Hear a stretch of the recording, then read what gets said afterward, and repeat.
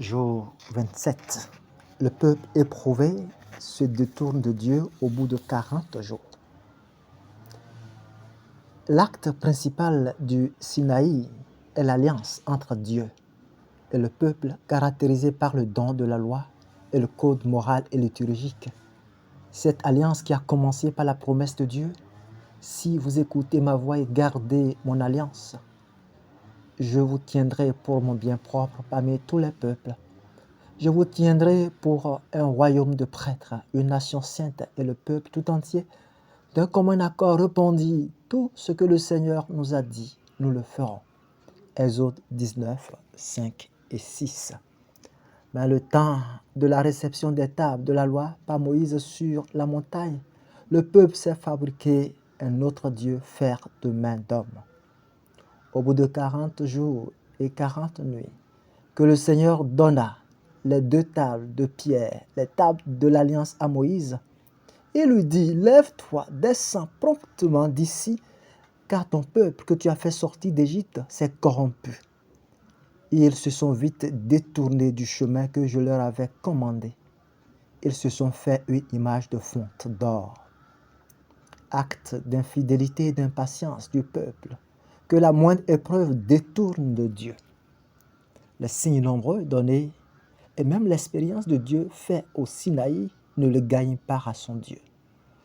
Voyant que Moïse tardait à descendre de la montagne, le peuple s'assembla autour d'Aaron et lui dit: allons, fais-nous un Dieu qui marche devant nous, car ce Moïse, cet homme qui nous a fait sortir du pays d'Égypte, nous ne savons pas ce qu'il est devenu.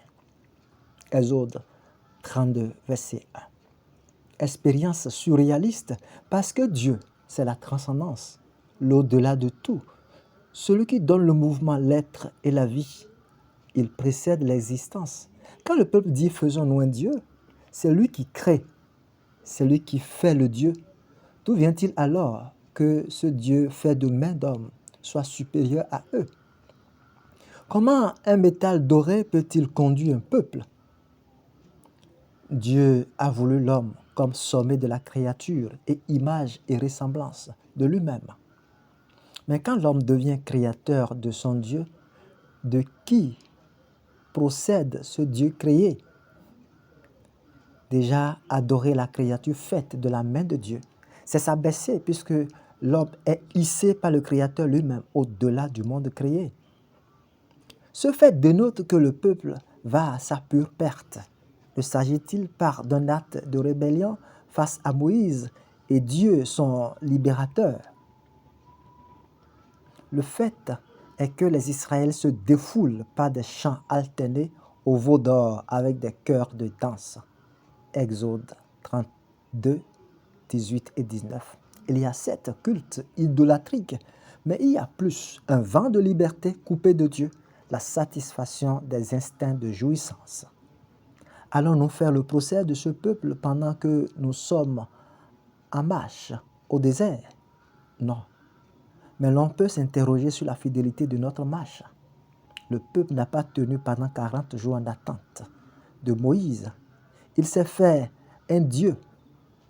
Revisitons le parcours accompli jusqu'ici, au 27e jour de notre marche avec Moïse et Jésus. La cause est-elle perdue par un renoncement ou une chute en chemin? A-t-on perdu de vue le Christ qui mène le combat pour nous et avec nous dans la chair? Pourquoi renoncer quand lui ne nous abandonne pas? Pourquoi s'abandonner à la force oppressante de la liberté des mœurs, des pouvoirs ou de l'avoir? Redresse ton regard et appelle-le, que le Seigneur redresse nos chemins.